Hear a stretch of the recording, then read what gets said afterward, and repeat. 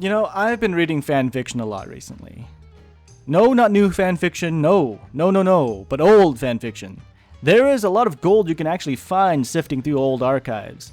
I'm talking fanfiction from 2000, 1999, 1998, old fanfiction.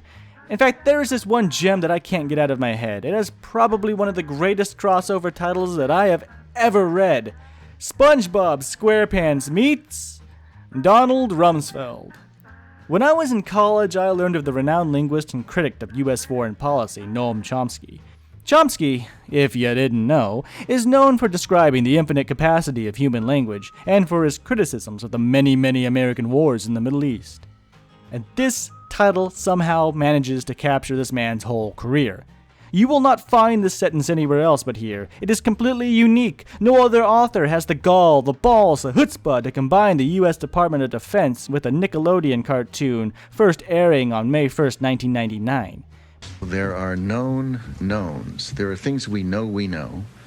We also know there are known unknowns. That is to say, we know there are some things we do not know. But that's not all. This fanfiction is also written as a play, a homage to Shakespearean theater. Lines come with acting cues and stage directions. This story uses quick cuts, a lot of quick cuts. If you are a theater kid out there, I encourage you to read through these lines and see the majesty for yourself. But there are also unknown unknowns. Did I forget to mention that this is the very first SpongeBob fanfiction on fanfiction.net?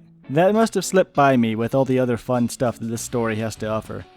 Our story begins with SpongeBob vaulting out of his bed and into his square pants, ready and willing to go to his minimum wage job. Squidward wakes up at the same time, mumbling about how he hates work, and the juxtaposition between the two is, as we all know, very hilarious. As SpongeBob is walking to work, he runs into Patrick, who is frantically trying to tell SpongeBob something. SpongeBob attempts to get Patrick to elucidate to no avail, and finally tells Patrick politely that though he is interested, he has already sold his labor to the only bidder and must be away. The difference between SpongeBob, Squidward, and Patrick are purely seen here. SpongeBob loves work, Squidward hates work. One took the red pill, the other the blue, and yet they both do the same thing every day, unlike the based Patrick, who doesn't even have a job and yet lives in the same neighborhood as the other two. Anyway, we shift over to the Krusty Krab, where we meet good old Mr. Krabs himself. Everything seems to be running as usual when Patrick again busts down the door to finally tell the group again that he has acquired a pet of some kind.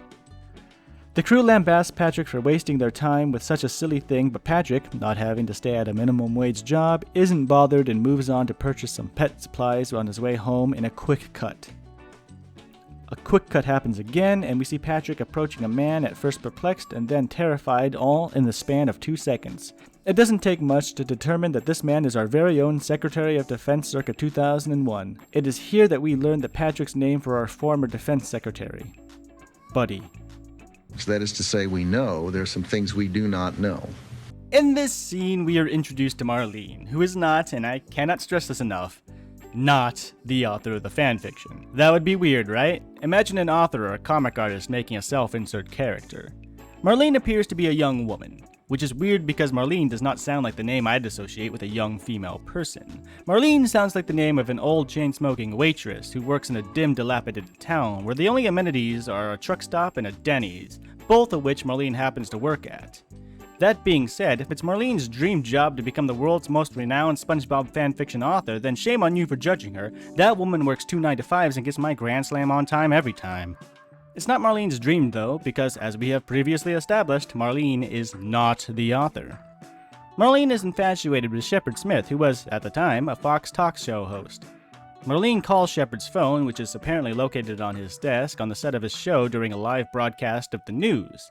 Shepard, apparently not confused as to who is calling him while he's live on air, picks up the phone and answers. He rolls his eyes when he hears Marlene's voice, who proceeds to remind Shepard Smith that she has blackmail on him in a precarious situation with Sean Hannity. This has resulted in her getting access to the O'Reilly show. This whole interaction is simply to introduce Marlene, who is not a self-insert, and to reveal that she does in fact know where Secretary Rumsfeld is, and then goes off to look for him after hanging up on Shepard Smith, of course. She does this in such a nonchalant way, too, going off and saying, "God, SpongeBob, you've done it again." SpongeBob? SpongeBob has taken no part in this so far, so why is he getting the blame? Excuse me, but is this an unknown unknown? I'm going to sum up a few things here so we can wrap this up quicker. Patrick yanks on Buddy's collar and proceeds to drag him to the Krusty Krab, where he finally meets Spongebob. Spongebob wants to pet Buddy, and the defense secretary from 2001 to 2006 is not having any of it.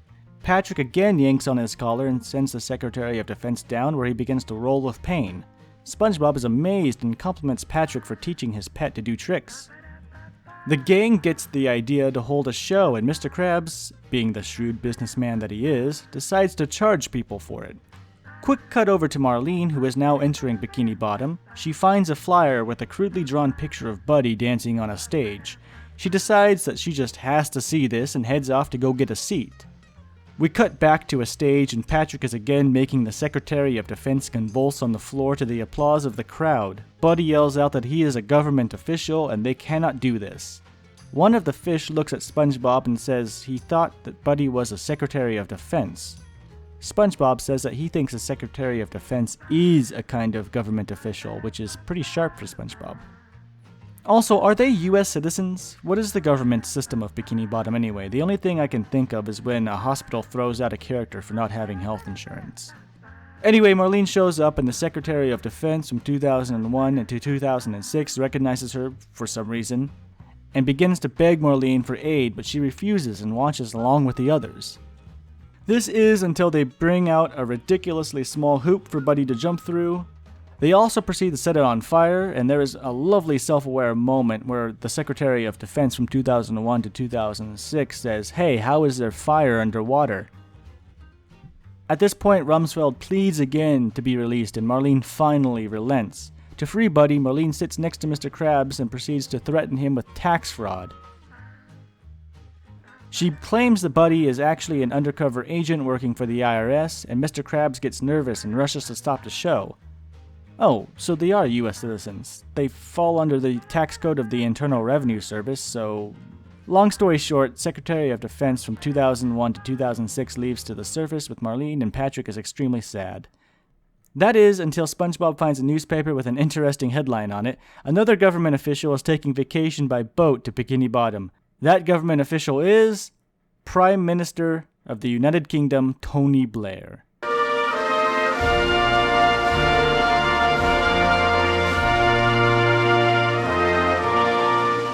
So the story ends with SpongeBob, Patrick, Squidward, and Mr. Krabs all going off into the sunset to kidnap the Prime Minister of the United Kingdom from 1997 to 2007. I'm not going to say which it is. Anyway, I just had to get this story out to you. If you're a theater kid out there, please make this play happen. It is truly magical. That's it. Goodbye.